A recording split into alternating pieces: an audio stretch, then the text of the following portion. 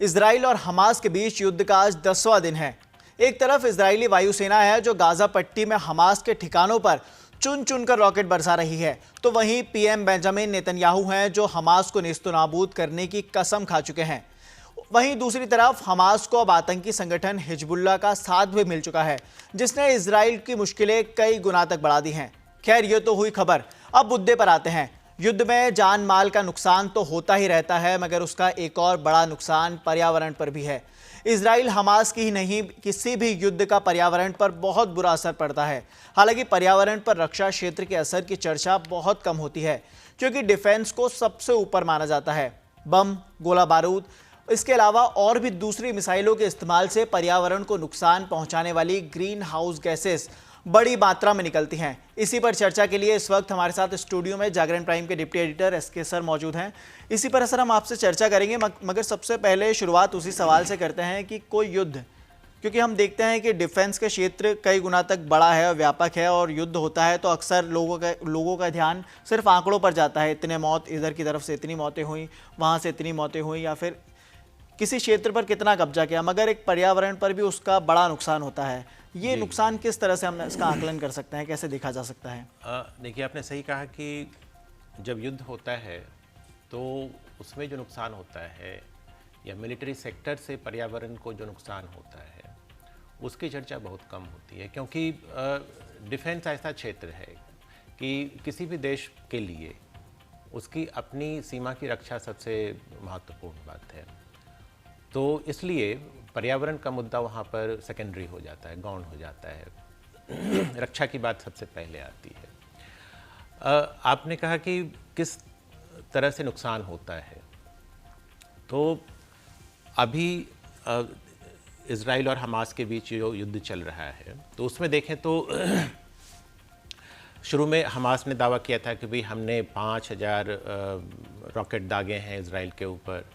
फिर अभी इजराइल का थोड़े समय पहले स्टेटमेंट आया कि हमने 6000 बम गिराए हैं गाजा के ऊपर, जो हमास के ठिकाने बता रहे हैं। बिल्कुल।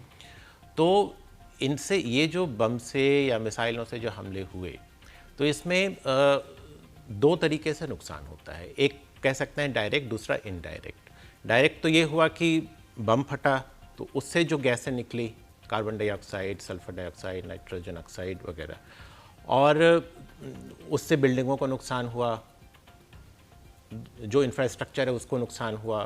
तो ये तो डायरेक्ट इम्पैक्ट हो गया। दूसरा आता है इनडायरेक्ट इम्पैक्ट, जो लंबे समय तक रहता है, कि जैसे जहाँ जो युद्ध का इलाका होता है वहाँ पर मिट्टी, पानी, इन सब का इतना ज़्यादा कंटेमिनेशन हो जाता है, इतने ज़्यादा प्रदूषित हो जाते हैं कि उनको सामान्य होने में दशकों लग सकते हैं। वो कितना प्रदूषण फैलता है उसके ऊपर डिपेंड करता है।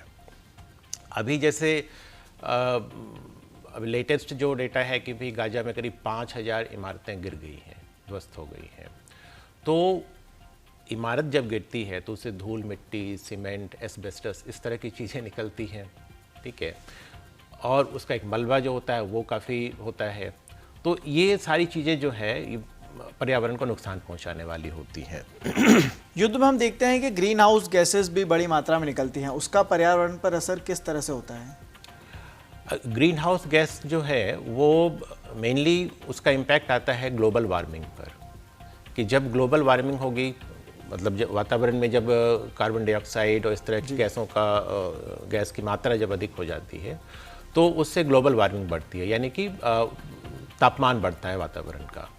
और तापमान बढ़ने पर जो हम देख रहे हैं कि कहीं पर हीट वेव आ रहा है, कहीं पर ठंड बहुत ज़्यादा हो रही है, कहीं पर बेमौसम की बारिश हो रही है, ये सब उसका इम्पैक्ट है। तो लेकिन अभी युद्ध का ग्लोबल वार्मिंग पर कितना असर होता है, ये अभी इसका कोई सटीक आकलन अभी तक हुआ नहीं है। तो मैंने इस बारे में एक यूके की बॉडी है जो युद्ध से और मिलिट्री सेक्टर से जो पर्यावरण पर असर होता है उसकी स्टडी करती है। तो मैंने उनसे संपर्क किया था। उसका नाम है कॉन्फ्लिक्ट एंड एनवायरनमेंट ऑब्जर्वेटरी। तो उनके डायरेक्टर हैं डग वेयर।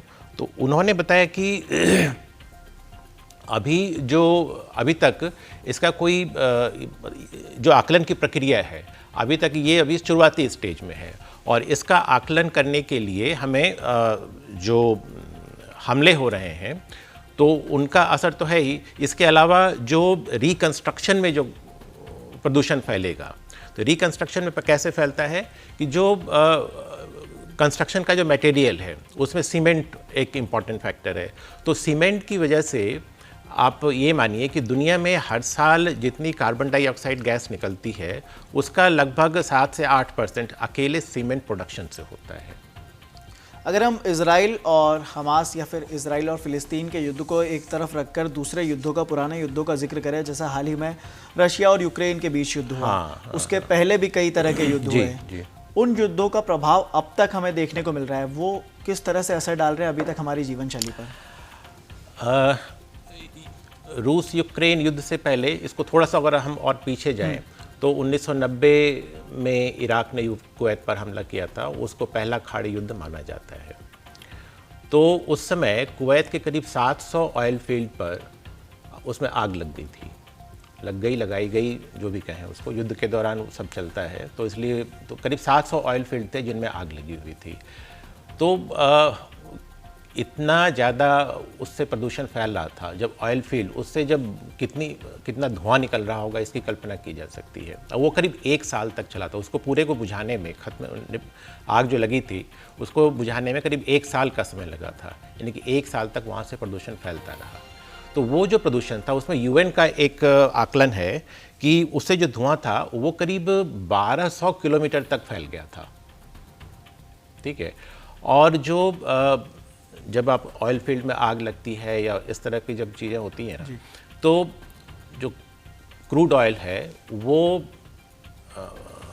पानी पर फैल जाता है काफ़ी। तो करीब एक मोटी परत जो वहाँ फारस की खाड़ी है, तो उसमें करीब 15 किलोमीटर के दायरे में एक मोटी परत तेल की फैल गई थी, और उससे मैरीन लाइफ का काफ़ी नुकसान होता है। उसमें करोड़ों की संख्या में मछलियाँ और दूसरे जीव जंतु नष्ट होते हैं। इसके अलावा एक और ये हुआ था कि रेगिस्तान का इलाका है काफ़ी, तो वहाँ पर तेल की करीब 300 झीलें बन गई थी, और वो जब तेल मिट्टी में धीरे धीरे रिस कर गया, तो ऊपर का हिस्सा जब सूखा, जब मिट्टी दिखने लगी, तो वो मिट्टी आज भी काली दिखती है, आज भी वहाँ पर कुछ आप कर नहीं सकते।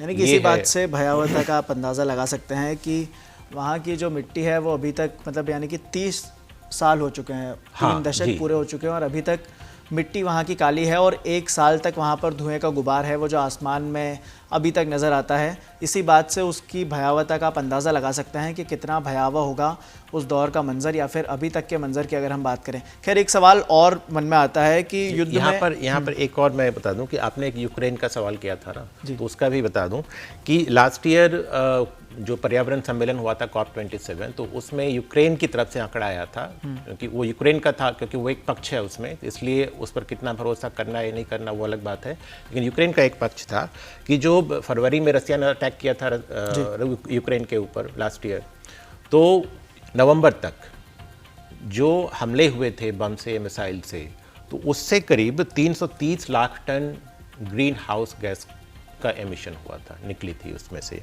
और इसका मतलब क्या हुआ, ये करीब 1.5 करोड़ से ज़्यादा कारें 2 साल में, उनसे जितना प्रदूषण फैलेगा उतना प्रदूषण सिर्फ उस दौरान युद्ध से फैला था। ये भी एक बड़ी जानकारी है। आप इसका भी अंदाज़ा लगा सकते हैं कि कितना प्रदूषण फैला होगा उस युद्ध से, और अभी तक इसका प्रभाव कई दशकों तक और कई पीढ़ियों तक इसका असर देखने को मिलेगा। मगर युद्ध में बड़ी संख्या में बम भी गिराए जाते हैं जी, उनसे भी बारूद निकलता है, उससे जो उत्सर्जन होता है उसका भी कोई आकलन है? हाँ, मतलब जो आमतौर पर उसमें गन पाउडर का ज़्यादा इस्तेमाल होता है, तो गन पाउडर में कार्बन, सल्फर, फिर नाइट्रोजन, इनके मॉलिक्यूल होते हैं गन पाउडर में। तो एक आकलन है, फैंटास्टिक फायरवर्क्स है इंग्लैंड की संस्था, तो उसका आकलन है कि 1 किलो गन पाउडर जब पूरी तरह से जलता है ना, तो उसमें करीब 550 ग्राम कार्बन डाइऑक्साइड, 200 ग्राम सल्फर डाइऑक्साइड और 342 ग्राम नाइट्रोजन ऑक्साइड गैस निकलती है। और उन्होंने एक पेट्रोल डीजल का भी निकाला है एक कंपैरेटिव स्टडी के लिए कि जैसे 1 लीटर पेट्रोल जलने पर 2.3 किलो यानी कि 2 किलो 300 ग्राम और 1 लीटर डीजल जलने पर 2 kilo 700 gram carbon dioxide gas निकलती है। यानी कि अंतर ही काफ़ी बड़ा है। हाँ। इसी से हम समझ सकते हैं। अच्छा, एक सवाल और है कि युद्ध की, ये तो युद्ध की बात हुई, मगर बात आती है मिलिट्री सेक्टर की। अगर पूरे विश्व के मिलिट्री सेक्टर की अगर हम बात करें तो उससे भी जो पर्यावरण को नुकसान होता है वो कितना डरावना हो सकता है, उसके आंकड़े? हाँ, ये इसका आकलन है कि पूरी दुनिया में हर साल जितना प्रदूषण फैलता है उसका करीब 6% सिर्फ मिलिट्री सेक्टर से होता है। यहाँ पर ब्राउन यूनिवर्सिटी है, उसका एक वाटसन इंस्टीट्यूट है, उसकी स्टडी है कि देखिए सीधी सी बात है कि युद्ध से जब आप कर रहे हैं तो जो देश हथियारों का ज़्यादा निर्माण करते हैं, जो देश हथियारों को ज़्यादा एक्सपोर्ट करते हैं, वहाँ पर प्रदूषण, उनकी वजह से प्रदूषण ज़्यादा होगा। तो ब्राउन यूनिवर्सिटी की जो स्टडी है कि अमेरिका सबसे बड़ा एक्सपोर्टर माना जाता है हथियारों का, तो अमेरिका में जो गवर्नमेंट सेक्टर से जितना प्रदूषण पूरे साल में फैलता है उसका 80% सिर्फ मिलिट्री सेक्टर से होता है। पूरे सरकार के जितने कामकाज होते हैं, जितने भी तरह के, उससे जितना प्रदूषण फैला उसका 80% सिर्फ मिलिट्री सेक्टर से होता है, हथियार बनाने से लेकर के और सारी चीज़ों तक। इसी तरह इंग्लैंड भी बड़ा एक्सपोर्टर माना जाता रहा है, तो उसमें वहाँ पर ये 50% है। तो ये मिलिट्री सेक्टर का जो प्रदूषण पर असर है, कितना उससे पर्यावरण पर असर पड़ता है, ये उससे अंदाजा आप लगा सकते हैं। 2000 उसी इंस्टीट्यूट का एक और आकलन है कि 2001 के बाद से अमेरिकी सेना ने 120 करोड़ टन ग्रीन हाउस गैसों का उत्सर्जन किया है। ये आकलन 2019 का है, यानी कि 18-19 साल में ये है। और ये 120 करोड़ टन का मतलब क्या हुआ? ये करीब 26 करोड़ कारें एक साल में जितना एमिशन करेंगी ग्रीन हाउस गैस का, ये उसके बराबर है। उतना सिर्फ अमेरिका ने किया है। हाँ। और बाकी के अगर हम पूरी डिफेंस सेक्टर की बात करें विश्व का, तो ये आंकड़ा और कई गुना तक ज़्यादा बढ़ सकता है। बिल्कुल बिल्कुल। यानी कि कहीं ना कहीं ग्लोबल वार्मिंग के लिए हम इसे भी एक बड़ा जिम्मेदार ठहरा सकते हैं, पूरी जंग और मिलिट्री को भी। अच्छा, एक सवाल और आता है, इसमें बदलाव की अगर हम संभावना देखें तो कितनी उम्मीदें हैं इसकी? देखिए, जब से एक नेट जीरो, क्योंकि पर्यावरण सम्मेलन में लगातार इस पर चर्चा होती रही है, और अब डिफेंस पर चर्चा बाद में शुरू हुई, देर से हुई, लेकिन अब इस पर भी चर्चा होने लगी है। तो जब से नेट जीरो एमिशन की बात चली है कि यानी कि भी 2050 तक हम नेट जीरो एमिशन में चले जाएंगे, जितना हम एमिशन करेंगे उतना कंज्यूम भी होगा, यानी कि वातावरण में उससे ज़्यादा जितना पर्यावरण में जितनी जो ग्रीन हाउस गैसें जितनी रहेंगी वो ज़्यादा नहीं बढ़ेंगी। तो जब से इसकी चर्चा शुरू हुई है तब से मिलिट्री सेक्टर पर भी इसका दबाव पड़ने लगा है। तो इसकी शुरुआत हुई है, जो बायोफ्यूल है, कुछ देशों में जो शिप्स हैं उनमें, फिर विमान हैं उनमें मिलिट्री के, तो उनमें बायोफ्यूल का इस्तेमाल होने लगा है। फिर ये भी हुआ है कि जो सेना के वाहन अगर आप देखें, बड़े बड़े टैंक होते हैं, बड़ी बड़ी गाड़ियाँ होती हैं, तो उनमें डीजल का कंजम्पशन बहुत ज़्यादा होता है।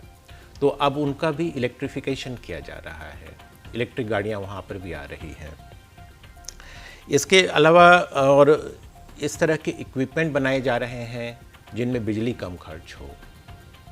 देखिए, युद्ध तो ऐसा नहीं होगा कभी कि युद्ध अब नहीं होगा, युद्ध किसी न किसी कारण से हमेशा होते रहेंगे।